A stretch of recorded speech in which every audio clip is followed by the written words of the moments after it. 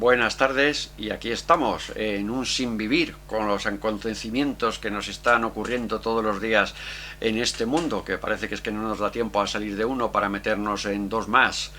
Pues bueno, analizando y pensando todas estas cosas que están ocurriendo, llegas a una conclusión después de ver muchas cosas, muchos vídeos, mucha información y sobre todo estudiar estas cosas, estos temas, ¿no? Cuando estudias estos temas y te das cuenta dónde empezó todo, pues todo empezó con el 11S, todo empezó con el ataque a Manhattan, con el ataque terrorista. Vamos a dejarlo en eso porque es otra de las cosas que hay, no es conspiranoia, no es nada de eso, pero hay muchos vacíos que no se saben ni se han podido aclarar de lo que ocurrió allí. Lo que sí sabemos que ocurrió allí es lo que vino después, ese cambio en el orden mundial, en el que todos aceptamos, porque como en aquellos tiempos vivíamos muy bien hasta el 11 de septiembre del 2001 que ocurrió esto, no pensamos que podíamos llegar a otra cosa. Pues sí llegamos a decir, pues vale, me da usted seguridad y yo le doy a cambio libertad.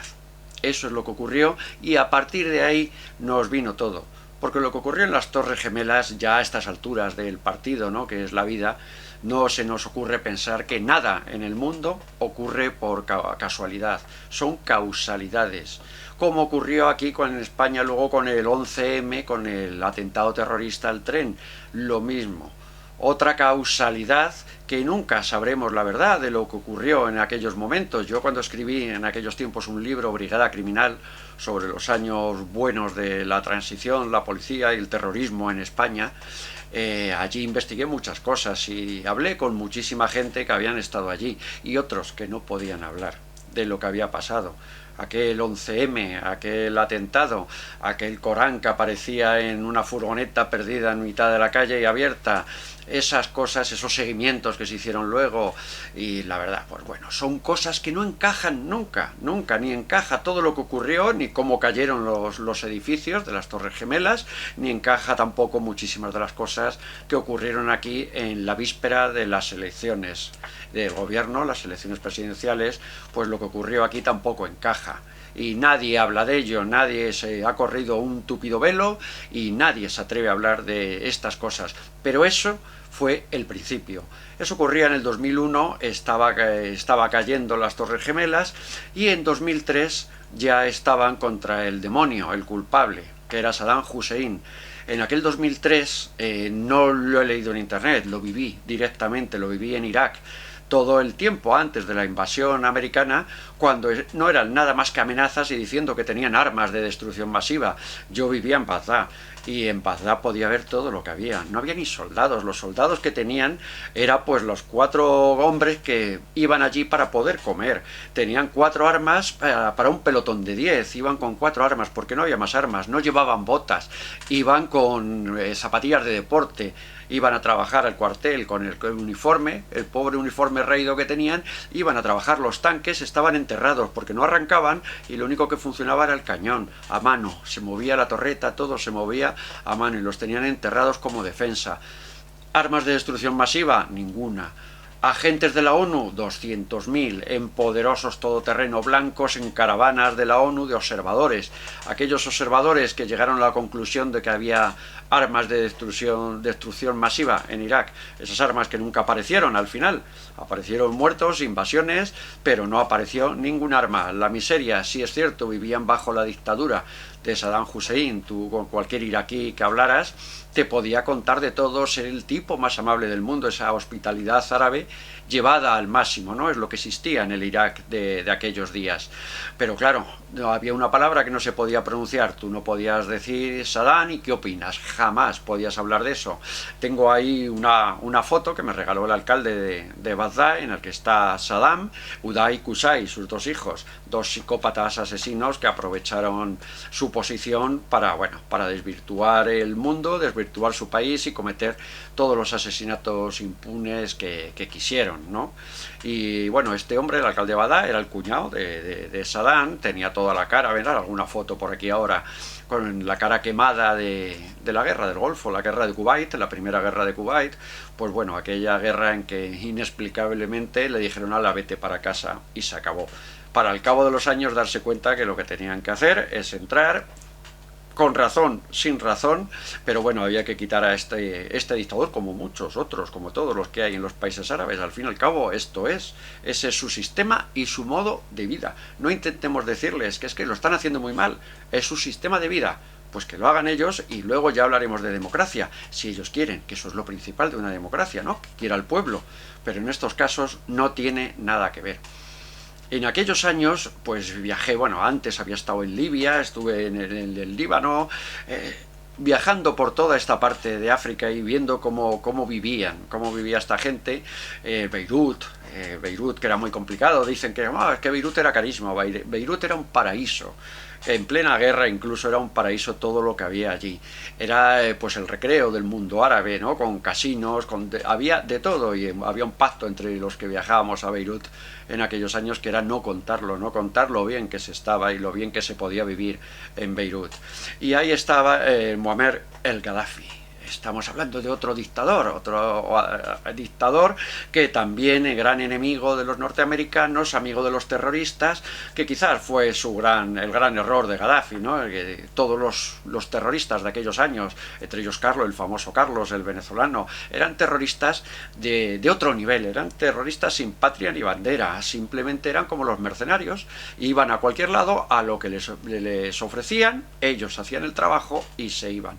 Era otra forma de vivir, y este hombre, pues hombre, les daba pasaporte libio y bueno, pues eso no se podía permitir, y se permitió durante muchísimos años hasta que no interesó. Cuando ya no interesó eso, pues empezaron a atacarles, ¿no? También ellos empezaron a apoyar a Palestina, que atacaba a Israel, ese ten con ten que siempre está a punto de hacer saltar la chispa allí en Israel, ¿no? Pero Gaddafi tuvo una de las pocas cosas que hizo de verdad, bueno, aparte que, bueno, en su país cuando hablas de él, te dicen, sí, fue un dictador durante 40 años, pero teníamos sanidad gratis, teníamos colegios, teníamos tal, porque nacionalizó el petróleo. Entre esas cosas, pues se llevó miles de millones, por supuesto, de esa nacionalización, pero también invirtió en su pueblo a base de tenerlos como palo largo y mano dura, ¿no? Pero Gaddafi va en 2009 a la ONU, a aquella cueva de ladrones, ¿no? Aquella cueva de ladrones, y se lo dijo en la cara. Lo que todos podemos pensar, él lo dijo en un discurso de más de hora y media en la ONU, diciéndoles lo que eran de verdad, que simplemente lo que eran una dictadura del mundo. La ONU, ellos decidían lo que había que hacer en el mundo, con toda la razón.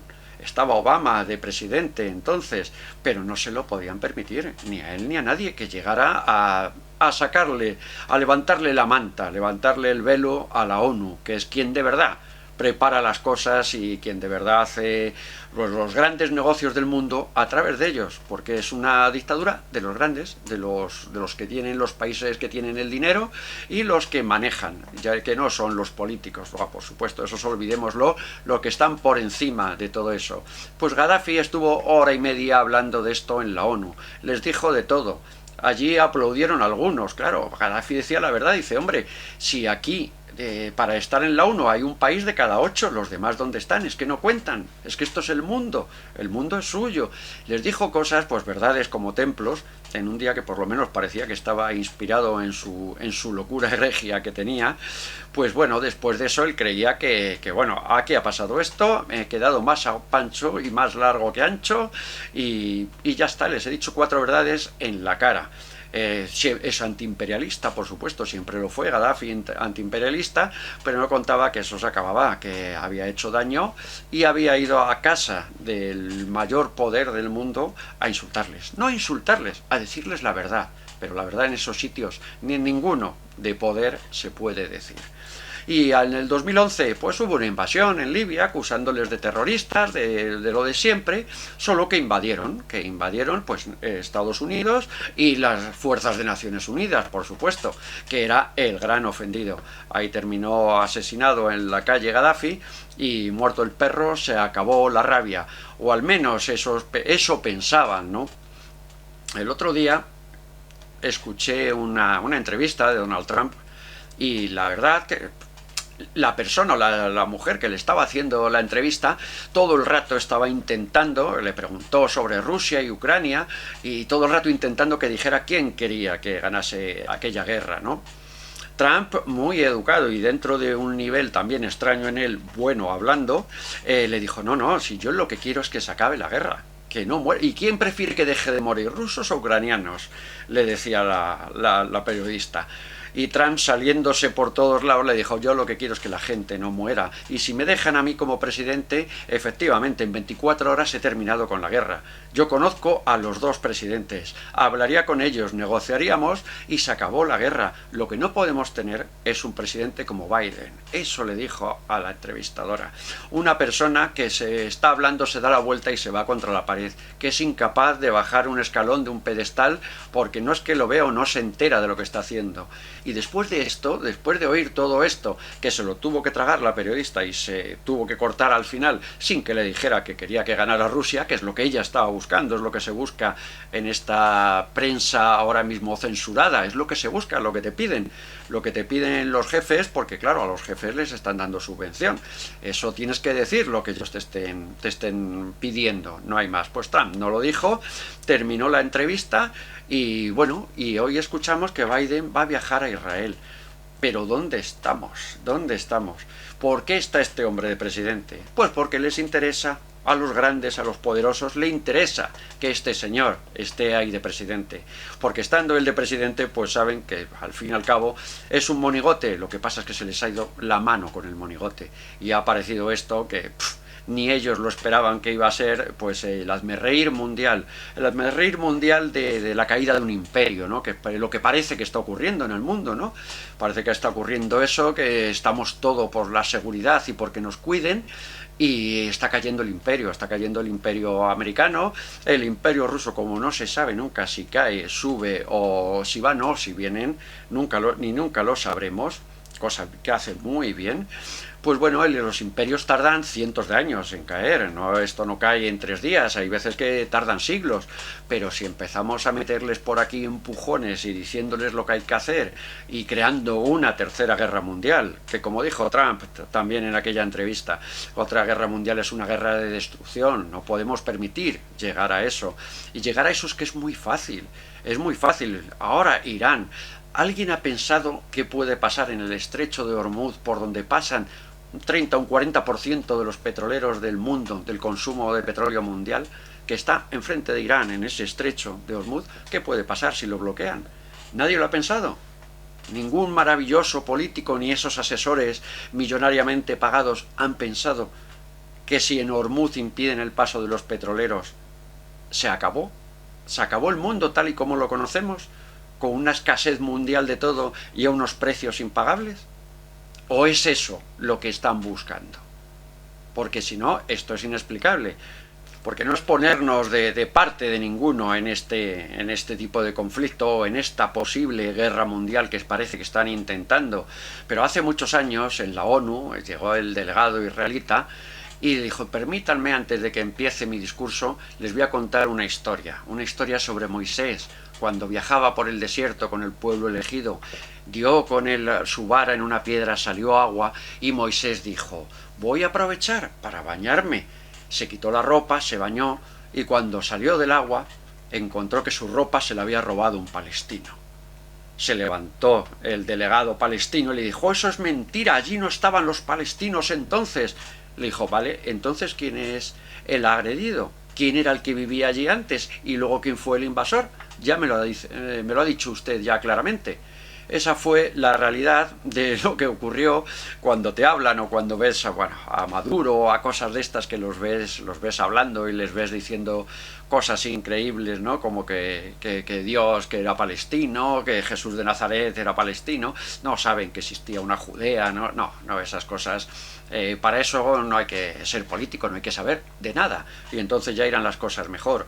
Pero de todas maneras pensemos siempre en el libro del Apocalipsis, ¿no? El libro del Apocalipsis creo que es capítulo 16, versículo 12, el libro que teóricamente escribió en el Nuevo Testamento, lo escribió San Juan. Pues en él dice que el sexto ángel bajó del cielo y derramó su copa de vino del furor de Dios sobre el río Éufrates. El río Éufrates se secó automáticamente.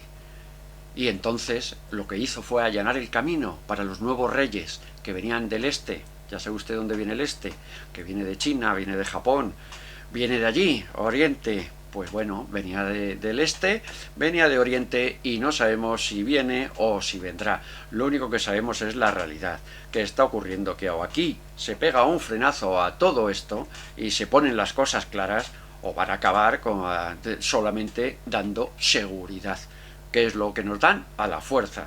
No nos van a dar libertad, porque con libertad no nos pueden dar seguridad, porque podremos protestar. Bueno, pues muchas gracias, y acordándonos de todos estos personajes, nos vienen muchas cosas más a la cabeza, ¿no? La sequía del Éufrates, del Tigris. Dice, bueno, esto de lo decía era bíblico, ¿no? Eso parecía que pues era un castigo de Dios, ¿no? El que se secaran. Pero es que ahora tenemos tecnologías donde hay sequías en muchos sitios, donde están creando que nosotros seamos ahora el país de las placas solares y que seamos el que tenga eso, nada más. Con lo cual lo que tienen que quitarnos es agua. Y bueno, y Marruecos es el bendecido, amigo de presidente de la Liga Árabe durante muchísimos años y amigo de todo el mundo árabe, incluso de Israel. Y nosotros aquí, pues haciendo lo que podemos, aguantando lo que podemos, pero que no se olvide nunca que el aguantar siempre tiene un límite. Pues muchas gracias y hasta el próximo día.